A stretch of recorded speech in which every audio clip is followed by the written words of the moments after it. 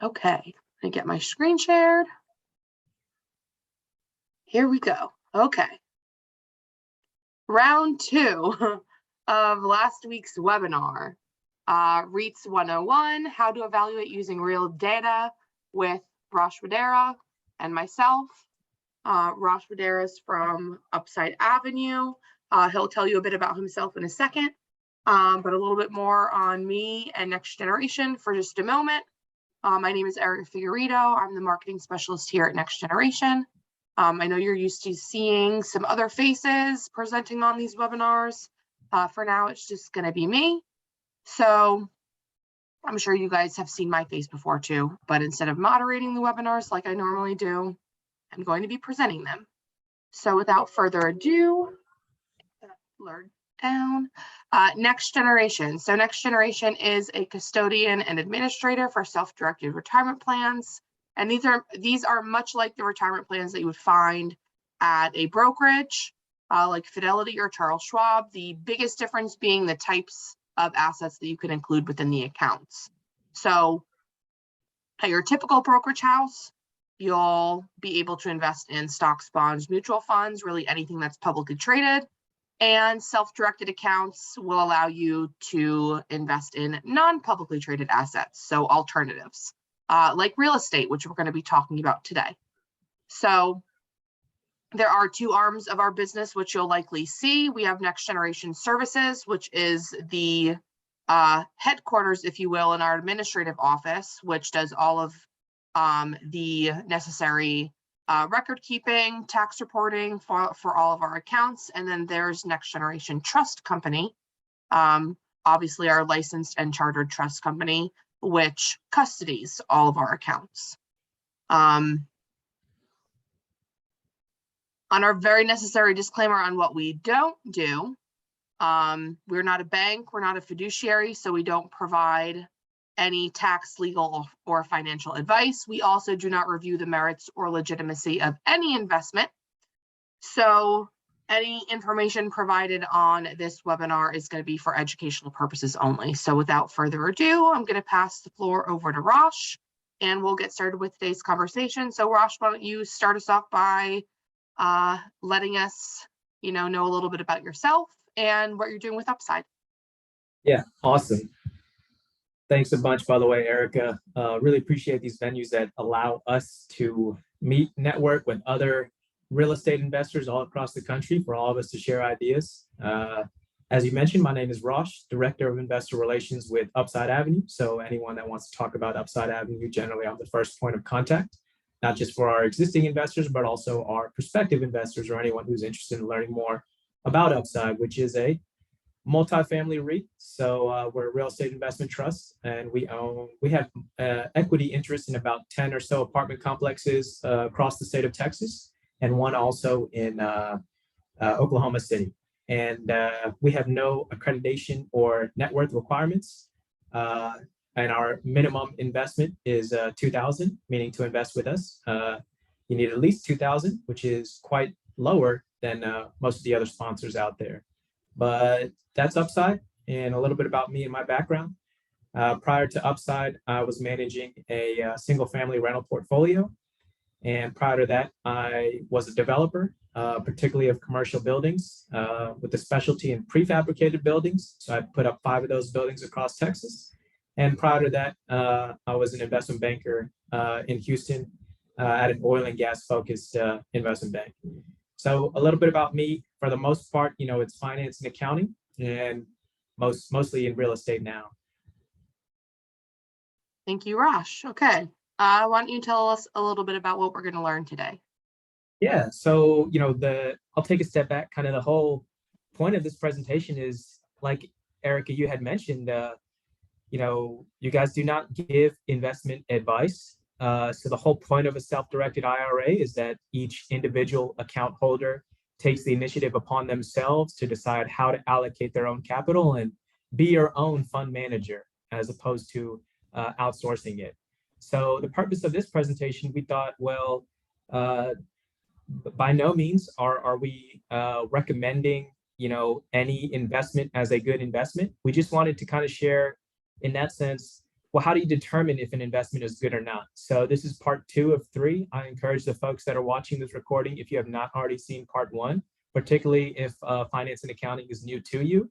But if you're already well-versed in finance accounting, makes sense to jump to part 2, which over here today, we're going to look at the actual financial statements of a real publicly traded REIT.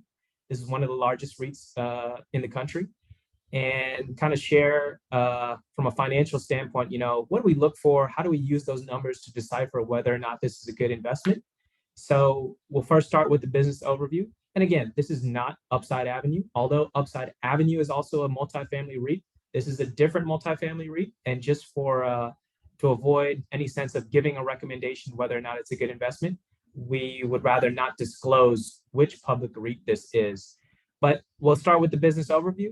It's particularly interesting to see what the average monthly rent is by city.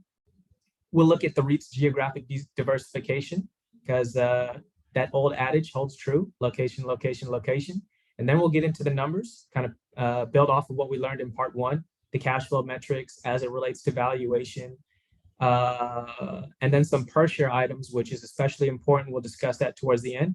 And lastly, the balance sheet items, which is going to talk about, leverage and look at those ratios.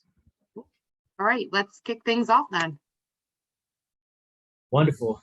So, first things first, before we even dive into the numbers, let's just do a little bit of a business overview. Anytime we're investing in anything, at least over at Upside Avenue, we like to think ourselves not just as investors, but owners, business owners. The business that we're owning here is real estate, and let's look at it as a business. So high-level overview. This particular REIT, again, not going to say which REIT it is, but it's headquartered in Houston, Texas. It was formed in 1993 and still run by the original founders. So I feel generally, anytime you come across a company to invest in, which is still run by its original founders, and in this case, going back as far as 1993, there's a special attribute that kind of indicates. To see, whenever you take the flip side, if you see CEOs and management teams that there's a high turnover in that company, then obviously a long-term view in managing that money and creating long-term value cannot be implemented if the management team itself is constantly rotating out every 3 to 5 years. So that's why we feel that's particularly important to point out before getting into the numbers, right? 171 apartment communities. So I can tell you, given that, I work for a REIT, and active in the space, 171 apartment communities, that makes this one of the largest REITs in the country. So very few REITs are that large. And because the size of this REIT, just by looking at, its financial data, it actually gives us a good indication of kind of the whole multifamily industry as a whole, given that we're looking at one of the biggest players in that industry. And then they have another 5 currently under construction. So why is that important to us? That's important to us. Kind of similar at Upside Avenue, most of our portfolio is existing cash flowing apartments, but we do also have about 10% of our portfolio is new apartments that are going to come online. And as an investor, that's important for us. It's important to point out because we're looking at the cash flow that it produces today. But knowing that there's 5 additional complexes that are under construction tells us that, the cash flow that it is today is not necessarily representative of what it will be in the future, because when those 5 complexes come online, they will add additional cash flow going forward. So is there potential for here to capture that future cash flow at today's current pricing? And we'll get into that later. This REIT averages 350 units per apartment complex. So I think on the largest end, they have about 900 units per community. 900 units per community is when you have 3 or 4 large buildings. At the lowest end, it's around kind of 200. Anything less than 200 is on the smaller end of your apartment complexes. Now, that's not to say that a smaller size apartment complex like a 50 unit or 100 unit is any less attractive, but it could pique your interest as far as economies of scale that can be achieved, whereas one leasing center, one amenity center, one maintenance crew serving a 900 unit complex versus if you just have 50 or 100 units, then some of those costs are fixed and you're not able to scale them or recover them as much as you could with a 900 unit complex, for example. So 350 is on the larger side, basically. They average 960 square feet of living area per apartment home. So I'd say that's fairly typical in the multifamily industry. Anything lower than 1,000 square footage or 960 is fair, fair. I'm just rounding up, but we don't want to buy a complex that's too small because then it becomes unattractive to the tenants. By too small, I mean the living space itself being too small. Unless, of course, you're in like a New York or San Francisco where we're just packing people in because it's so expensive over there. But at least out here in Texas, we've got a good amount of space. But at the same time, if there's a 1,200 or 1,300 square feet unit, that doesn't really make sense. You would think that it is more attractive for the tenant, and it is to have more space. But unfortunately, just because you provide the tenant with a larger space doesn't necessarily mean that you'll be able to charge a higher rent. So, as nice as it is for the tenant, and we do have a lot of amenities in place that we keep in mind for the tenant, at the end of the day, you can only build to a size that's economical. And also, if you go over a certain amount of square footage, most of those folks looking for that much space are probably going to be looking for an actual single family home. In their case, the weighted average occupancy rate is 97%. So I'd say anything over 95% is pretty much as good as it gets, best of the best. Anything under 95%, not necessarily a bad thing if you can get it at a lower price because it has a lower occupancy. But generally, you don't see 100% occupied. There's always a few units that are available just because folks are coming in and out of these units. We're rotating out tenants. So there's could be 30, 60 days in between tenants. So 97% is at the top. Average resident lease term of 14 months. So as an investor, this tells us a couple things. Number one is when we generally sign in a lease with a tenant, you lock in a certain rate. And especially now that we're in this kind of inflationary environment, on one hand, you could say a long-term lease is attractive because it guarantees you that income going forward over a 14, 18, 20, 24-month period. But on the other hand, you could say maybe it's unattractive to have two long-term leases because you could lock in a rate at 2 years, but after a year, it turns out that rates have gone up by another 5, 10%, and you're missing out on those potential increases in your cash flow because of that. So it depends. But in the environment we're in, inflation is certainly a concern. So that might push us more towards short-term leases. In any case, for this REIT in particular, 14 months looks pretty good. That means that more than half of their leases are at least a year long in length.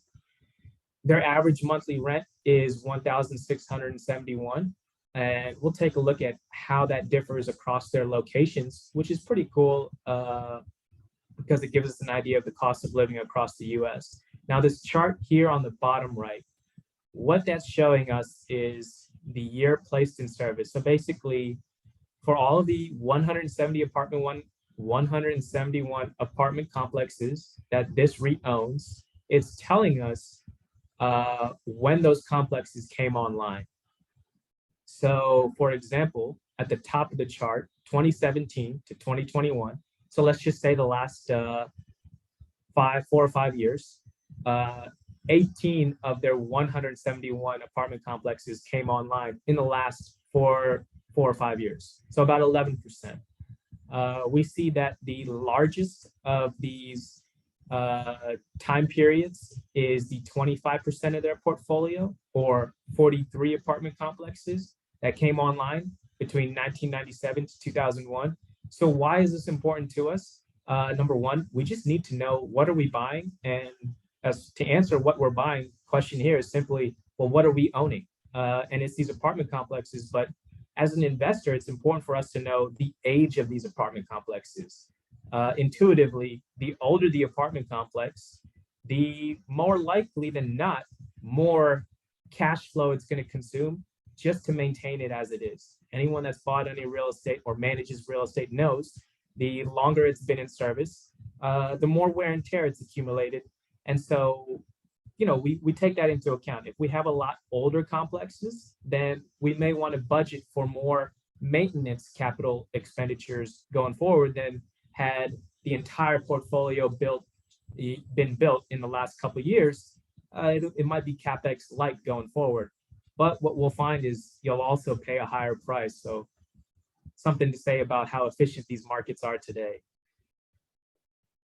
Okay, so before we get into the next slide, which we're going to overview the rents by city, I did want to make a quick clarification and a follow-up question. So I know that what we're reviewing today is a public REIT, and obviously most self-directed IRA investors know that you can't include publicly traded assets within this type of account. So would this same type of methodology that we're using today to evaluate this REIT apply to private REITs as well? Absolutely. Whether it's public or private, whether it's a REIT or a GPLP, at the end of the day, what you're buying is not the legal structure, not it's whether it's traded on a national exchange or privately held. What you're buying is the real estate, and as you'll see later on, you can buy that real estate through many of these different mediums, but it comes down to the real estate that determines the value. And so, yes, we just used a public REIT, Erica, just because that data is readily available. But I think later on we'll talk about, hey, if it's a privately held REIT, like Upside Avenue, for example, or any other REIT, where can you get this same data to make these same inferences? Oh, all right, let's move on. Gotcha. So average monthly rent by city. So one thing is that why is this important to us? Well, it's also just cool to see, how the prices differ across the country. So over here, at least for this REIT, and I'll caveat that later on, we see that the lowest cost apartment units to rent are in Raleigh. And then next, to my surprise, you see Austin.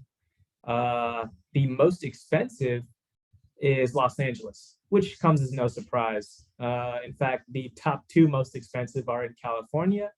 No surprise there.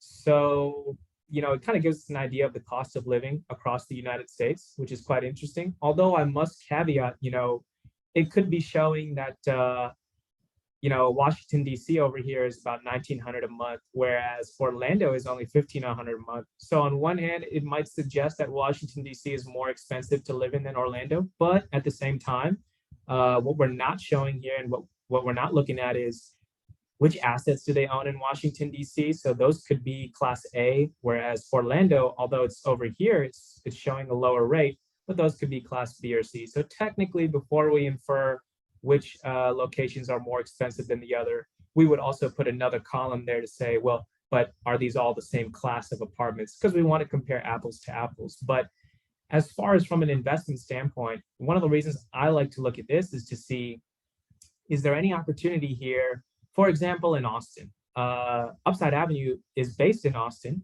I live and work out of Austin, and I know 1425 is semi-accurate. As a renter myself, in Austin, but while I'm looking for a home and whatnot, it was hard to find something for 1425 because the demand is just so strong and so many folks are moving in.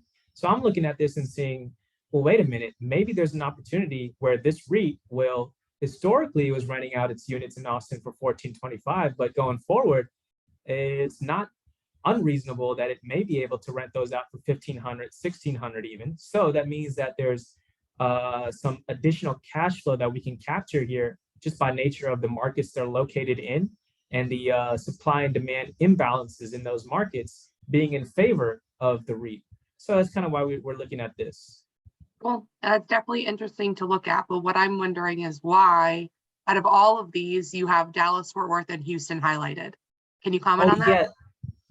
Yeah, that was just I just had to mark it for us internally because Upside Avenue also owns assets in Houston and Dallas Fort Worth. So we wanted to compare ourselves, what rates we're getting for our assets versus what this public REIT is. But the main point behind that is just kind of like we touched on earlier, Erica, which is whether it's public or private, those assets are there, and you have these different mediums through which you can invest in those same assets. So if you want to invest in Dallas, if you're a local Dallas investor, you could do so. But say you lived in Baltimore or Philadelphia or Seattle and you wanted to invest in Dallas, you could still do so through these REITs that give you that geographic diversification beyond what is in your local market. Awesome. Good to know. All right, so moving on, we've got this slide on geographic diversification. So how does the geographic positioning affect the REIT's valuation? Yeah, we're valuing the REIT. If we go back to webinar part 1, and if you agree, not everyone agrees. Some folks may disagree and have that right. But generally speaking, I think at least within the academic investment community, valuation is a function of cash flow. And if it is a function of cash flow, we're buying today the future cash flows. And that's where investing gets fun, because no one can predict the future with 100% accuracy. But if you're a little bit better at it than others, you can find undervalued opportunities and possibly get a higher rate of return for your portfolio. So what does this have to do with the geographies? Well, there's many ways that a REIT or real estate operators can increase the cash flow to increase the valuation, the value in their assets, what you're buying into. One of which is through traditional rehab. For example, we do at Upside Avenue, we have an in-house construction team that goes and fixes the units up so we can charge new rates. And so geography is very helpful in the sense that are any of those locations experiencing increased demand? And if so, that might indicate that those cash flows could increase in the future going forward. So that's one of the reasons why we're looking at that geographic distribution. Okay. Oh, I'm sorry. I totally didn't even realize that the slide moved forward. So are we good to move on? Yeah, so what I'll point out. Let's talk about cash flow. Yeah, absolutely. So basically what I would one more comment on that geographic slide is just kind of look at those cities and ask yourself, are those growing cities? And if they are, then you can kind of put accordingly for the cash flow going forward. Okay, it might go up. Okay. Now we're actually looking at the cash flow for this REIT. So these are real numbers. Like I said, this is a real REIT. We pulled this straight from the SEC filings. So we're not using make-believe numbers anymore like we did in webinar 1. Let's look at the real stuff. And first thing we looked at is revenue. Rather, let me take a step back. Before we even look at these numbers together, what's the whole point? We want to have an idea of this REIT's cash flow. Let's do that first. Then we can talk about valuation. Is it expensive? Is it a good deal? Is it overpriced? Is it undervalued, etc.? So to look at the cash flow, there's a number of different metrics. I have here revenue, NOI, net income, cash flow from operations, funds from operations, and those are the ones that we're looking at. So everyone, has their favorite. My personal favorite cash flow metric is cash flow from operations. But there's the US GAAP accounting based net income, and there's adjusted funds from operations. So we'll actually look at later slides how each of those cash flow metrics are calculated. But for our purposes, let's just look at all of them. Let's keep it simple. And what's the one question that we're answering here is the cash flow increasing? Because we can find stuff that's selling at a very low multiple to cash flow. In other words, giving us a very high yield, a very high cap rate, which is what we want as buyers buying into an investment. The higher the cap rate, the better. But what you'll find is when the cap rates get really high and the yields start looking to be too good to be true, they probably are, because what's happening is you're probably buying a series of cash flows that's declining. And so everyone has their own personal take, but me personally, I'll share, no matter how cheap it is, if that cash flow is declining, I don't want anything to do with it, because that means that the stock price is going to go down or the selling price is going to go down. So why would I buy something that's going to be worth less in the future? That's exactly the opposite of what we're trying to do. So revenue from 2020 to 2021, has it gone up? Yes, it has. In this case, it went up by 100 million. So keep in mind, this being one of the largest REITs in the country, these numbers are actually in the thousands. So it's not that 2021 revenue was 1.1 million, it was 1.1 billion. So do not underestimate. It's hard for us to mentally just imagine how large the US economy is, but it's huge. And in this case, revenue went up. Great. Net operating income. So that's before interest expense, those things that are dependent upon how you finance the acquisition. For our purposes over here, is it going up? Hey, 650 million in 2020, and then it went up to 727 million in 2021. So far, so good. These folks that are running this REIT, as far as we can tell now, at this point, it seems like they're doing a good job because cash flow is growing. Total debt.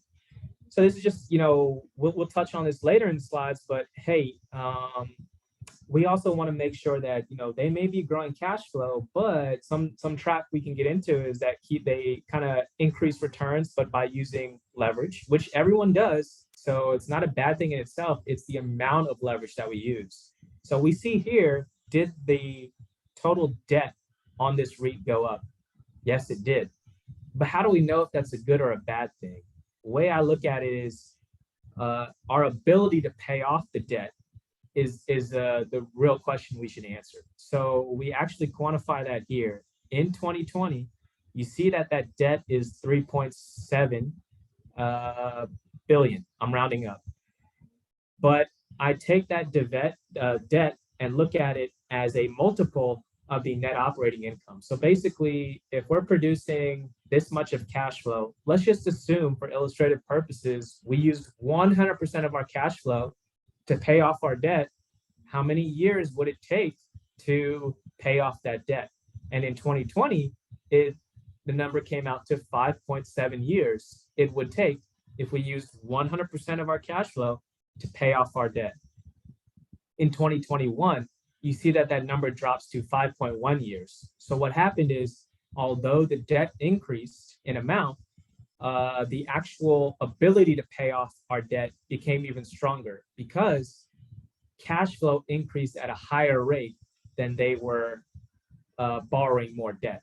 So that's good. Going further down, net income, did it go up? Now, most people don't really look at net income because it's mostly just for tax purposes, which means it includes depreciation and things like that, which are great to lower our taxable income, but are not actual cash expenses. In any case, net income is going up, so that's good to see. And then you see over here, I did add back depreciation and amortization, the main non-cash expenses that we should add back because they're really just a tax thing. And you see that even in that case, adjusted net income, I refer to it, still went up. Cash flow from operations, yes, it went up. Adjusted funds from operations, yes, it went up. Now note here at the bottom, the share count, weighted average shares diluted, that also went up. And that could be a trick that we don't want to fall for. So we'll touch on that later. So this is just going back to, we saw that for the main cash flow metrics we used, the main proxies to determine the cash flow generation of this asset, the REIT, one of which was cash flow from operating activities. So over here, we just wanted to show, well, how is it being calculated? They took net income, they added back depreciation and amortization, which makes sense because those are not actual cash expenses. Although I do want to just say one quick point about depreciation. We shouldn't dismiss it entirely because it is a reflection of the asset's deterioration over time. And so, we use accelerated depreciation to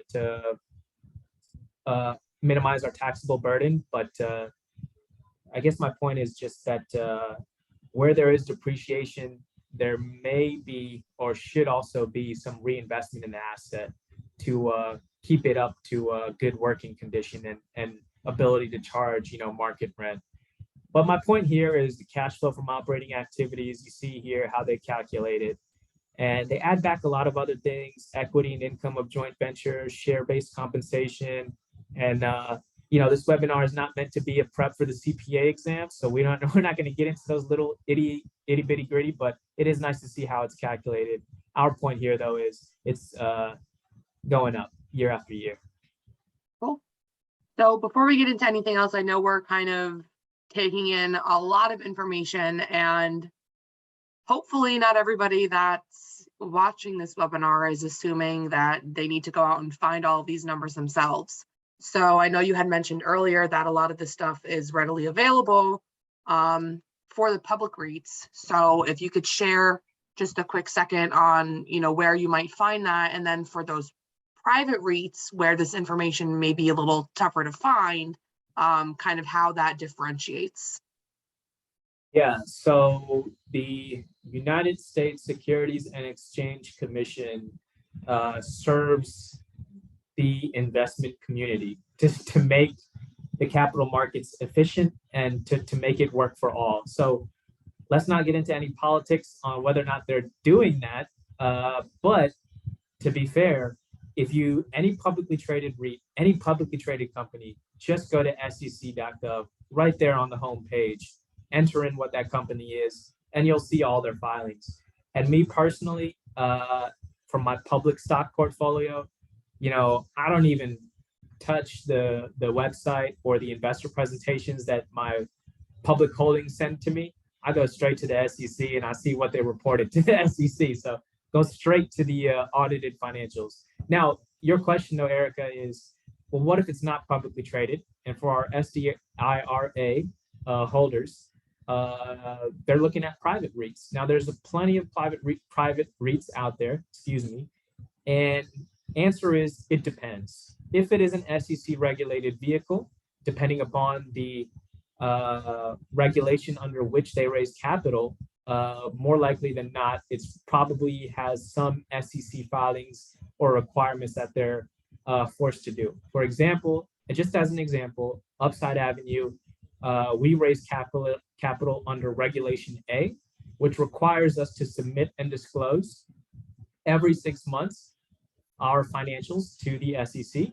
So for example, with Upside Avenue and other similar private REITs, you'll be able to find this information just by going to the sec.gov website, search the company's legal name, and you'll find these numbers over there. And when you pull up financials, just a word of advice from one investor to all the other friendly investors out there, these SEC filings sometimes can get 10, 20.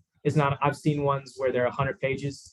So my advice is, before you even open up the filing, ask yourself, what are you looking for? Is it revenue? Is it cash flow from operations? Is it funds from operations? Go to the filing and just hit Control F and find those numbers that you're looking for and ask yourself if they're going up. Then after that, if you want to go ahead and read through all 100 pages, be my guest. I've done that before and it really does help out. But if you start first with just, let me read the entire filings and then try and figure it out, it's just way too much data. You get overwhelmed. Not the most efficient way to do it. Okay. So let's move on. We got some more numbers here. Yeah, so, we don't have to spend too much time on this slide. It's basically the same thing as the last slide was. And again, in the SEC filings, they show you how these numbers are calculated. It's not that we even have to calculate these numbers ourselves. So they're showing us here how they calculated funds from operations, another proxy to determine the company's cash flow generation capabilities. But I have 2 stars over here. Let's see why I put these stars. Yes, recurring capitalized expenditures. So this is kind of just it's an accounting thing. For whatever reason, US GAAP accounting, which is how all the accounting is done when it comes, we follow those protocols. You would think all of the expenses are on the income statement, and then some extra stuff like depreciation. But what does not fall on the income statement under US GAAP accounting are these recurring capitalized expenditures. So technically GAAP doesn't recognize this expense category as daily operating expenses.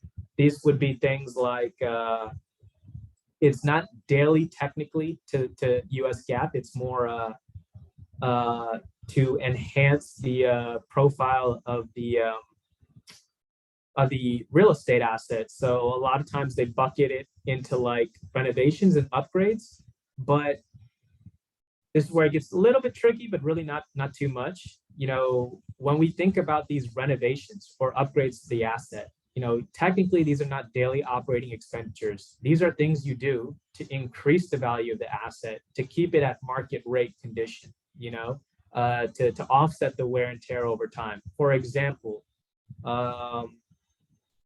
upgrading the appliances. You know, that's clearly not a daily operating expense. So that's not going to appear on the income statement. But there are stuff like replacing the carpet, repainting, even replacing the roof, which, in my opinion, they pretty much are regular operating activities. Anyone who's owned real estate knows that these things come up frequently, almost periodically, to the point where you might as well consider them regular operating activities and see. So if we're looking at cash flow, we might as well subtract all those expenses out because you're going to have to pay for those things to maintain the asset. So that's why I like adjusted funds from operations. That's why I put that first star over there on the left, because they're showing us 2021, for example, they spent 73 million. Sorry, yeah, 73 million to you know, replace the roofs, maintain the asset as it is, and that doesn't go on the income statement, but we're going to subtract it anyway to get to adjusted funds from operations. So enough about that. The last point there is the share count. So point here is just, I'll explain to you why it's important to us on a later slide. But my point is make sure you get the share count from every REIT. And because when we're looking at cash flow, we're looking at the cash flow for the entire REIT. But really, we should be looking at the cash flow per share, because you're buying shares, and we don't want to get stuck into you know, this poisonous dilution that can catch us off guard. So we'll save that in a bit. Okay, so quick question, and I know this was a question that we had got on our live presentation, but for those that may be wondering if they're rewatching it, what is diluted? What does that all mean?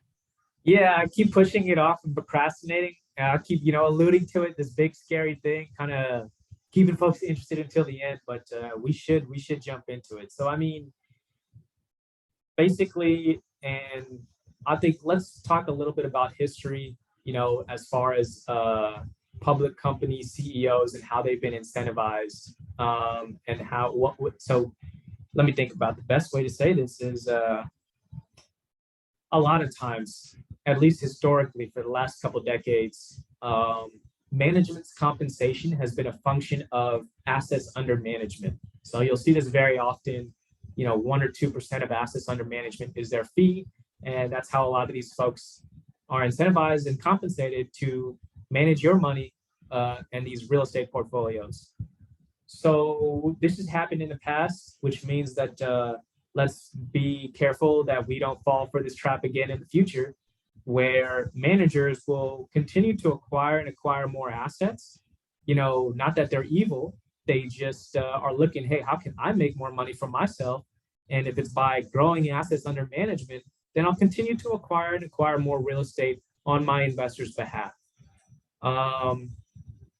Problem is, when they do that, you know, they may keep raising capital, and they may continue to raise capital to fund more acquisitions, but at a higher cost of capital. And then they may go and acquire assets at lower rates of return. So this is what we refer to dilution, where on the surface, you're seeing the cash flow of the entire REIT grow, but on a per share basis, it's not necessarily growing. Is that, you know, I don't know, Erica, if you put it in any other words to help explain that risk of dilution. I think when we talked about it last week when we were live, you used a pretty good analogy. I like that analogy. It was the chocolate milk analogy. So maybe you can dive a little bit into that. Okay, yeah. So basically, you know, and that's where the word dilution comes from. But say I have some chocolate milk. There's two ingredients. There's the chocolate and there's the milk. You know, and For as much milk as I put in my glass, I need to add the proportionate amount of chocolate so that it keeps its chocolatey profile. If I add too much milk, eventually the chocolate gets diluted out, and really I'm just having a glass of milk with a little itty bitty chocolate just to give the color, but not And then really it's the not as taste. good.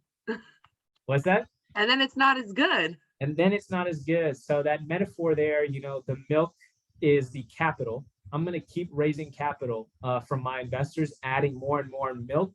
But my investors, they want to keep getting a good, decent rate of return, which is the chocolate. So Mhm. as much And that's the capital good as part. yeah, as much capital as I raise um, on a per share basis, I should keep that level of chocolate the same, if not more. Cool. Okay. That's a good analogy. I really like that one. Yeah. Okay, let's move on. There we go. So let's talk a little bit about these per share items. Yeah, so now let's look. Has this REIT been diluting us out? We were just talking about the chocolate milk, and look, they've been growing cash flow, but on a per share basis, are we growing cash flow? So literally, all I did on this slide was I took those metrics we previously looked at in the prior slides: revenue, NOI, adjusted net income, cash flow from operations, adjusted funds from operations. Don't worry too much about how all these are calculated, although the astute folks will want to know. But my point here is just we have all these different proxies for cash flow. I'm taking each of them and dividing it by the number of shares that they had outstanding in those years. So I don't take, 2021's cash flow and divide it by 2019's weighted average shares outstanding. That year's cash flow divided by that year's weighted average shares outstanding. And naturally, the SEC requires these companies to report the number of shares they had outstanding in those years. So that's why I kept highlighting it in the prior slides. It's an easy number to find. Hit Control F when you're in the filing and type in weighted average shares outstanding, and you'll get the numbers. So from 2020, the total revenue that they had produced divided by the number of shares that they had outstanding, it literally came out to, for every share of this REIT that you owned, $10.32 of revenue was attributable to that specific share. Now in 2021, did that go up? Yes. So it went up so their revenue increased, and on a per share basis, the revenue increased as well. So far, I cannot show any evidence that they've been diluting their shareholders out. So far, so good. NOI on a per share basis from $6.41 to $7. Okay, so far so good. Adjusted net income, again, on a per share basis. Did it go up? Yes. Cash flow from operations. Yes, it went up. Adjusted funds from operations, the second from the last. Yes, it went up. And of course, the stock price went up as well. So that's just for those folks that are saying, oh, it looks too good to be true. Don't worry. The public markets did factor in that, this is a good company. So it did become significantly more expensive from 2020 to 2021. And that's why, these private REITs can be a very good alternative because they may not be as efficiently priced. And so you can find REITs in the private space that are increasing that cash flow, number one, on a per share basis, number two, and without using too much leverage to where we risk facing bankruptcy. But number four, where it's still selling at a decent enough price, and that great management of the REIT has not already been factored into its pricing like it commonly is in the public markets. Good stuff. All right, so we talked about the per share items. Let's talk about the balance sheet items now. Yeah, so again, we just want to make sure that, we check for the risk of dilution. Let's go back and just double check on the balance sheet, that risk of it ever going into bankruptcy or not able to pay its debts, because then we as equity investors kind of lose everything. So we don't ever want to be put in that situation. First thing I just noticed over here was the cash on a per share basis. Did it go up? Yes, it did. Now, whether this is a good thing or a bad thing is to each their own interpretation. To me, I see it as a good thing. because effectively for a REIT to grow, we wanted to enhance the cash flow of all the assets that it owns, and we trust the management team to stay on top of that. But at the same time, one of the major ways that these REITs can grow, especially in real estate, is through acquisition. So how are you going to acquire new assets and add to your portfolio? You have to raise capital to do so. So you borrow more, you issue out more shares. But best of all is if you already have a good amount of cash sitting on the balance sheet, then you're not so dependent upon borrowing more and raising more equity shares. If you already have a good amount of cash just sitting there to then go and acquire, that's pretty sweet. I wouldn't want to miss out on that. So in this case, 613 million is how much cash they just have sitting there. So when you're looking at this business, yes, we're buying its existing cash flow, but here, I guess, to me at least, it's suggesting it also has a good ability to go and acquire more assets on my behalf without risking dilution and relying too heavily on the capital markets to go and acquire those assets. They've been accumulating cash. They've been saving so that they can acquire more for us. But really our point on this slide actually is the interest expense. So interest expense per share. So the cost of borrowing, that's an expense for us. That's the interest expense on a per share basis. Basically what this is saying is that in 2020, for every share outstanding, that share you own that piece of the business, but that piece of the business was responsible for 90 cents of interest expense. And what we see here is in 2020 to 2021, it went up. So it went from 90 cents per share of interest expense to 94 cents. So is that a good or a bad thing? It may be a bad thing. One way we can check very quickly back of the napkin is by how much did it go up? 4%. Erica, if you wouldn't mind going back to those prior slides. I think just one back. Yeah, so it went up by 4%, but all of our cash flow metrics per share, if you look at those year over year growths, those percentages, all of them are higher than 4%.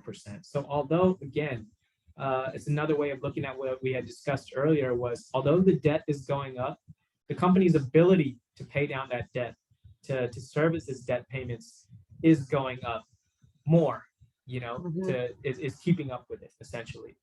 Okay, so is it fair to say that would answer the question, how does rising interest rates affect this REIT specifically, or is that something different? Yeah, good question. So if we're in an environment where interest rates are going up, which we are, I think the lessons learned from 06, 07 was floating rate debt, where the interest rate you pay is not a fixed amount, but changes as the market rates change. So floating debt, also referred to as variable rate debt, means that knowing that rates are going up, our interest expense is going to go up too, if all of our debt is variable rate debt. So very important here, that chart on the bottom. Let's look at the left side under 2021. They're actually telling us of all the debt that they have outstanding, how much of that is fixed rate. Fixed rate, we know, means they've locked in very low rates of debt, which is a good thing. And how much of that is variable, meaning it's going to get more expensive going forward, and it's not really in our control how expensive it could get. But good news is over here, they have that column for us, percent of total. So look at that chart on the bottom, starting from the left. 1, 2, yeah, there you go. Where you're. Are we looking at 2021 or 2020? 2021. Okay, so let me just annotate that real quick. Got this one right here. Oh, nope, that was totally me. Clear. Off to the. We got this one, percent of total. Yeah, there so we basically, go. almost all of their debt is fixed rate debt, meaning floating rate debt is not too much of a concern for us as those loans become more and more expensive. But you did touch on that column on the left, the weighted average interest rate. So that's just interesting to see. Basically for all the debt that they have outstanding. What interest rate are they paying on it? 3.6. So they locked in some pretty cheap debt, in my opinion. Cool. Okay. So now that we've gotten through all of that, let's, in a nutshell, just review. Yeah, first things first, where to find this financial data. Like I said, even if it's a private REIT, chances are you'll find it is still an SEC regulated vehicle. So I would go there first. If it's not an SEC regulated vehicle, or rather because of its whatever regulation they're raising capital under, they are not required to report, or have audited financials, then that in itself could be, something to take into consideration. But in that case, now it's up to you to ask the sponsor for this information, and it's up to the sponsor to provide it to you. And if they're not able to, maybe not in this level of detail, but at least to answer these questions, then again, that should be something where you get a little bit more diligent. And what are those questions that we're answering? Is it over levered? First and foremost, there was a hospitality REIT that had a bunch of hotels. I was looking at buying its stock a couple of years ago, and I ran the same methodology before I purchased my stocks, and I saw that this hospitality REIT in particular, its interest expense. I'm not making this up. This is a real public REIT. This really happened. Its interest expense was higher than its cash flow from operations. So if I'm not even making enough cash to make my interest expense, what's going to happen? Lo and behold, I'm not making this up. I saw the press release that, it was going into Chapter 11 bankruptcy. So I don't know who was investing in it, and they weren't running that check, but we run that check, and all of our SDIRA holders will run that check. And so we know real quick, stay away from it. Then what's the risk of being diluted? So although cash flow is going up, although it's meeting its interest expense, I want to see on a per share basis, take that cash flow, divide it by the shares outstanding, and then look at that in 2019, 20, 2021. Is it going up? Yes. All right. A-okay. If no, then they're raising too much capital and not acquiring assets at a high enough rate of return, meaning they're adding too much milk, but they're not putting enough chocolate into it. How do you feel about the growth potential of its location? So real estate is a little bit easier to value than actual operating companies like Schlumberger or Microsoft, because its cash flow potential, much of that cash flow potential going forward, you can just distill it down to what locations is it in. And, so long as there's maintaining those assets appropriately, those locations will grow, or those assets will grow in cash flow as those locations grow in population. Have they been able to increase cash flow? So we've talked that to death. You know which proxies to look at: revenue, cash flow from operations, and funds from operations are probably the three best. So if you just make it three numbers, compare them year after year, we can answer that question. But what's the right price to pay for it? So in this case, according to these questions, we look at this REIT and we say, you know what, it's doing pretty good. But what you'll find is there can be a great business in great locations that is growing cash flow, but it might also be selling for a price that is so high to the point that it might not necessarily be a good investment. So we'll save that part. This part was just to determine, is the business doing well? Are the managers of the REIT managing it appropriately? And it looks to be so, but over a certain price, unfortunately, it's not good enough for us to invest in it. But we'll save that part with determining if it's the right price or not for part 3. Good stuff. So now to get into some of the other nitty gritty for those that didn't get a chance to join us in part 1, or did join us in part 1, and they're just kind of getting a refresh, if you will. But for those that are interested in using a self-directed IRA, I'll overview, what it is, what you can and can't do, what you can and can't invest in. And then more specifically, as we get into more discussions about REITs and the multifamily market as a whole, for this time, I'll get into how you would invest in a REIT through a self-directed IRA, and some of those documents that we'd be looking for from an expectations perspective. So to get into things, obviously, what is a self-directed IRA? So a self-directed IRA, like I said, is much like any other IRA. It just allows you to invest in non-traditional assets or non-publicly traded assets using retirement funds. So what many people don't know about self-directed IRAs is that they've actually been around as long as the regular IRA has been around in the 1970s. So the list of possible investments obviously is pretty vast, as you can see, but it's probably more important to note what you can't do. So you can invest in any of these things that are listed here, except for life insurance and collectibles. So with that being said, there's also a number of things that you can't do with the account outside of just the investments itself, and those are called prohibited transactions. So prohibited transactions is really just defined as a transaction between a plan and a disqualified person, which I'll get to in just a second, that is prohibited by law. So these are things that you don't want to be doing with your account. So it's specific types of transactions. So there's per se, there's self-dealing, and then there's extension of credit. Those we can get into next time, but more specifically, they will usually involve some sort of disqualified person, which I'll get into in a second. So the purpose of these IRA accounts is obviously to provide tax advantages, and it's supposed to benefit you in the long run. So what you don't want to do is try to benefit yourself right now. So of course, if you're using your IRA funds to invest in a REIT, that REIT is owned in the name of your IRA, not yourself personally.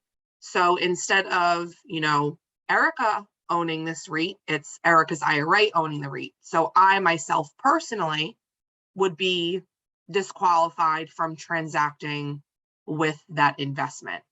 In addition to that, any spouses, so husband and wife, ascendants and descendants, so we're kind of going up and down that family tree. So mother, father, grandmother, grandparent, children, grandchildren, and even adopted or stepchildren would apply.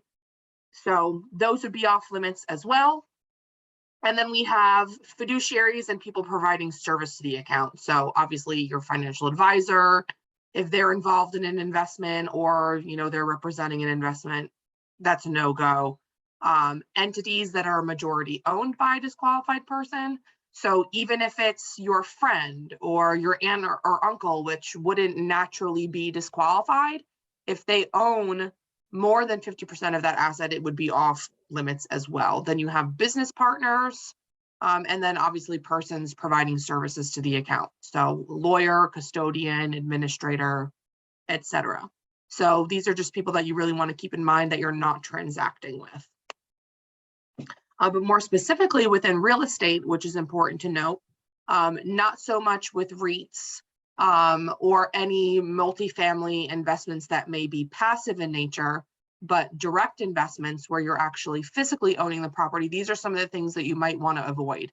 The biggest one would be contributing sweat equity. So doing the work yourself so that you don't have to pay someone to do it. That would be off limits if your IRA owns that property.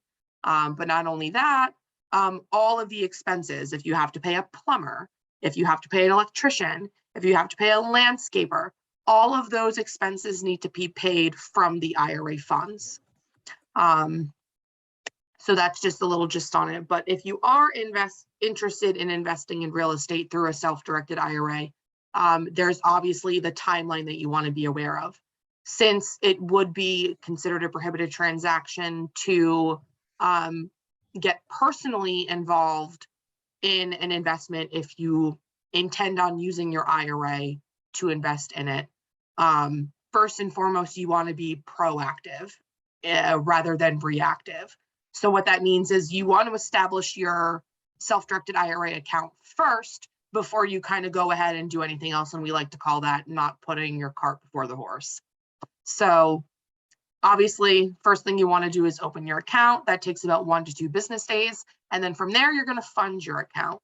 So funding is anything from a cash contribution to a rollover from an old 401k that you may have with an old employer, or a transfer.